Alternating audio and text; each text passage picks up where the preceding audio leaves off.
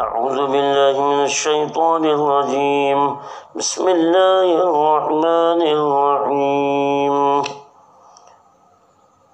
ومن أظلم ممن ذكر بآيات ربه فأعرض عنها ونسي ما قدمت يداه إنا جعلنا على قلوبهم أكنة أن يفقهوه وفي آذانهم وقرا وإن تدعوهم إلى الهدى فلن يهتدوا إذا أبدا وربك الغفور ذو الرحمة لو يؤاخذهم بما كسبوا لعجل لهم العذاب بل لهم موعد لن يجدوا من دونه موئلا وتلك القرى أهلكناهم لما ظلموا وجعلنا لمهلكهم موعدا.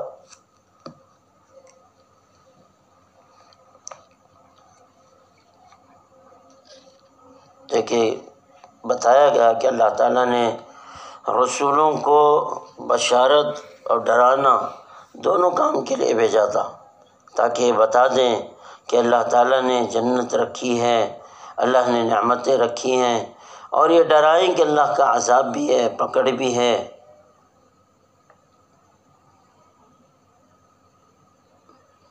اللہ فرماتے ہیں اس شخص سے بڑا ظالم کون ہو سکتا ہے جس کو اس کے رب کی آیات کے ذریعے سے نصیحت کی گئی اور اس نے آیات سے منہ پھیر لیا، اور جو کچھ وہ پہلے کر چکا ہے اس کو بھول گیا. یعنی اللہ تعالیٰ فرما رہے ہیں اس سے بڑا کون ظالم ہو سکتا ہے کہ اس کے سامنے قرآن آ جائے، قرآنی آیات اس کے سامنے پڑھی جائے اور نصیحت کی جائے اور دین کی باتیں بتائی جائے، اسے دعوت دی جائے، اللہ کی طرف بلایا جائے اور دین کو واضح کیا جائے. اس کے باوجود ان آیات پر غور نہیں کیا اور اس سے نصیحت نہیں حاصل کی. جو گناہ اس نے پہلے کر چکا اس کے انجام کیا ہوگا، اللہ کی کیا پکڑ ہوگی، اس کو نہیں سوچا. تو اللہ فرماتے ہیں یہ بڑا ظالم انسان ہے جس پر ہم نے اپنی قرآن کی آیتیں بتائی، نصیحت پیش کی، پھر بھی وہ اس سے نصیحت نہ حاصل کرے. آگے اللہ فرماتے ہیں ہم نے اس کے سمجھنے سے ان کے دلوں پر پردے ڈال رکھے ہیں، یعنی حق بات کے سمجھنے میں، اور اس کے سننے سے ان کے کانوں میں ٹاٹ دے رکھی ہے. اور اگر آپ ان کو راہ راست کی طرف بلائیں تو ایسی حالت میں ہرگز کبھی راہ راست پر نہیں آئیں گے. یعنی اللہ تعالیٰ نے اِنَّا جَعَلْنَا منہ موڑنے اور بھولنے کی علت اور سبب کے لیے بیان کیا گیا ہے. یعنی اللہ فرما رہے ہیں ان کے دلوں پر کفر کی ظلمت اور تاریکی کے پردے پڑے ہوئے ہیں. اللہ فرماتے ہیں کہ ان کی تخلیقی کفر پر ہوئی ہے کہ وہ سمجھ ہی نہیں پا رہے ہیں، اور رب کو سمجھنے سے قاصر ہیں، ان میں وہ سمجھ نہیں ہے. اللہ فرماتے ہیں ہم نے حق بات کے سمجھنے سے ان کے دلوں پر پردے ڈال رکھے ہیں کہ حق بات ان کے دلوں پہ اثر ہی نہیں کر سکتی، وہ حق بات کو سمجھ ہی نہیں سکتے.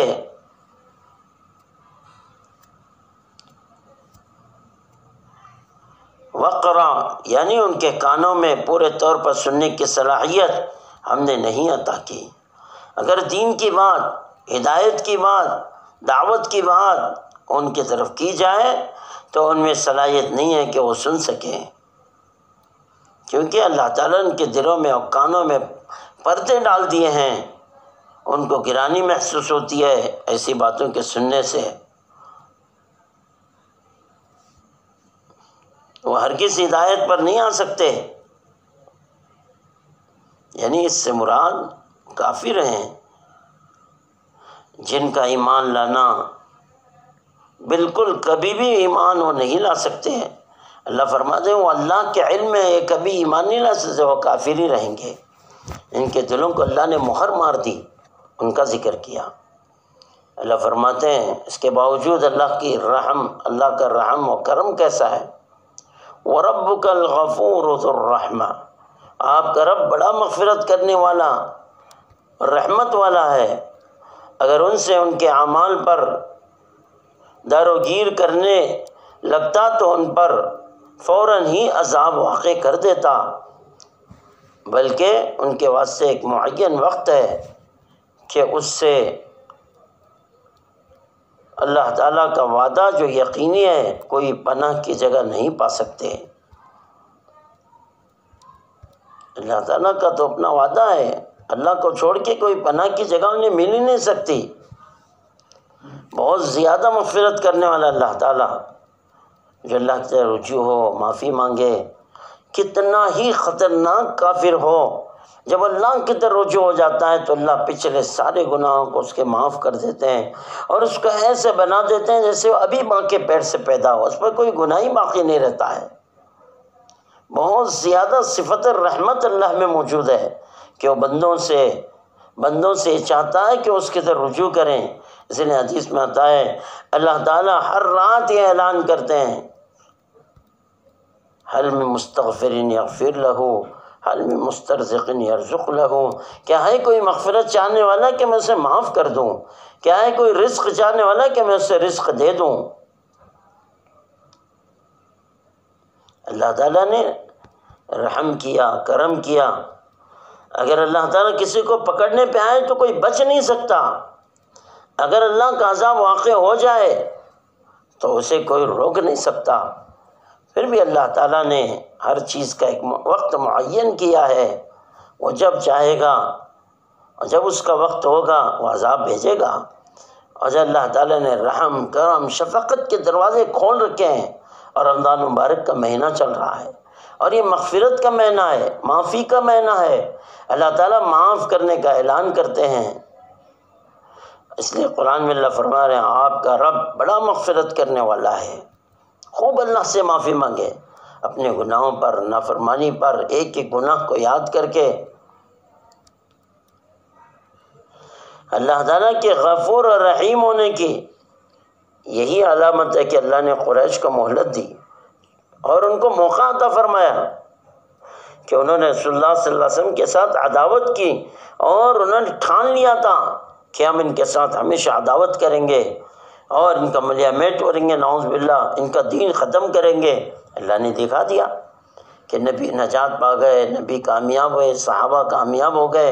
اور جو لوگ نبی کے خلاف تھے، سازشیں کر رہے تھے، قریش کے سردار کیوں ہو نہ ہو، یہودی کیوں نہ ہو، وہ سب کے سب اللہ کے نزدیک رذیل ہو گئے اور ذلیل ہو گئے اور ظلمتوں میں پھنس گئے.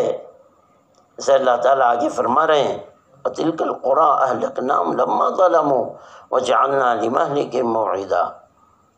اور وہ بستیاں جب انہوں نے شرارت کی ہم نے ان کو تباہ کر دیا تھا، یعنی جن کے واقعات اللہ نے قرآن میں ذکر کیے ہیں، نبی کریم صلی اللہ علیہ وسلم ذکر فرمائے. اس سے مراد قوم نوح، قوم عاد، قوم سمود، قوم صالح، اس ساری قوموں کی تو اللہ نے اشارہ کر دیا جب انہوں نے شرارت کی، نبیوں کی باتوں کو جھٹلایا اور اپنے بھٹکے ہوئے راستے کو، ظلمتوں والے راستے کو صحیح سمجھا. اللہ تعالیٰ نے فرمایا پھر ہم نے ان کو تباہ کر دیا. بستیوں کو دیکھو جو تباہ شدہ بستیاں ہیں، اقوام تباہ ہو چکی ہیں.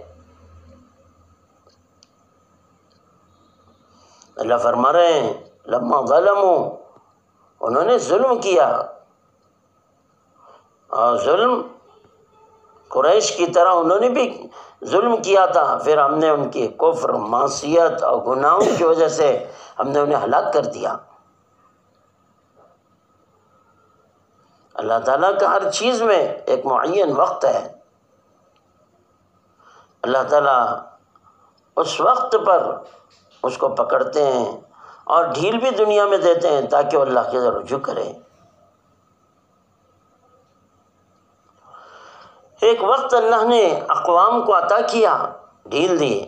نبیوں سے انہوں نے عجیب عجیب سوالات کیے، نبیوں سے معجزات چاہے تو اللہ نے معجزوں کو ظاہر کر دیا، ان کے سوالات کے جواب اللہ تعالیٰ اپنی طرف سے بھیج دیا وحی کے راستے سے، لیکن پھر بھی وہ کفر پر اٹل رہے تو اللہ تعالیٰ نے ان کے کفر اور نافرمانی کی وجہ سے، ہٹ دھرمی کی وجہ سے اللہ تعالیٰ نے کہیں ہوا سے، کہیں پانی سے، کہیں آسمانی اللہ تعالیٰ آفتوں سے، اور کہیں لقمے کو مینڈک بنا دیا، خون کا لوتھڑا بنا دیا، یہ عذابات بنی اسرائیل پر ڈالے گئے، پریشان ہو گئے۔ کیوں؟ انہوں نے نافرمانی کی، نبی کی بات کو جھٹلایا۔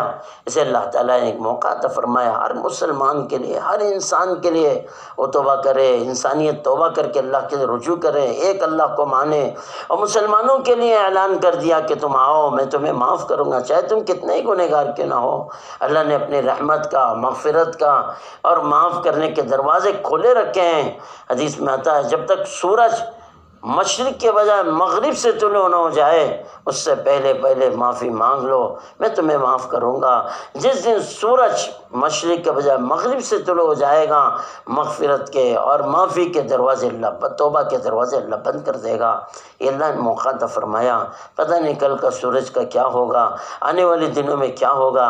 اس سے اللہ کے تحت ہمارا رجوع مضبوط ہو، تعلق مع اللہ مضبوط ہو، اسے یاد کریں، دعاؤں کا اہتمام کریں، موقع در موقع کی دعاؤں کا اہتمام کریں، اور خوب رو رو کر اللہ سے مانگیں، اپنی زندگیوں کے بدلنے کے فیصلے کریں، اپنی زبان کی حفاظت کریں، غیبت سے، حسد سے، کناہ سے، بغض سے اپنے دلوں کو کامل طور پہ صاف کر لیں کہ دل میں کوئی برائی نہ آنے پائے۔ یہ وہ گناہ ہیں جو آدمی کو محسوس نہیں ہوتے، لیکن غیبت، حسد، کناہ، بغض، یہ دلوں میں گھر کرتے جاتے ہیں، اور ادھر نیک اعمال ہو رہے ہیں، اور یہ بدگمانیاں اور یہ حسد و کناہ بغض یہ دلوں میں پکے جا رہا ہے، تو یہ بدعمالیوں کی یہ نحوست اس کے نیکیوں کو بھی ختم کر دیتی ہے۔ اس لیے اللہ کی طرف رجوع رہیں۔ اللہ تعالیٰ ہم کو صحیح عمل کی توفیق عطا فرمائے۔ وآخر دعوانا الحمدللہ۔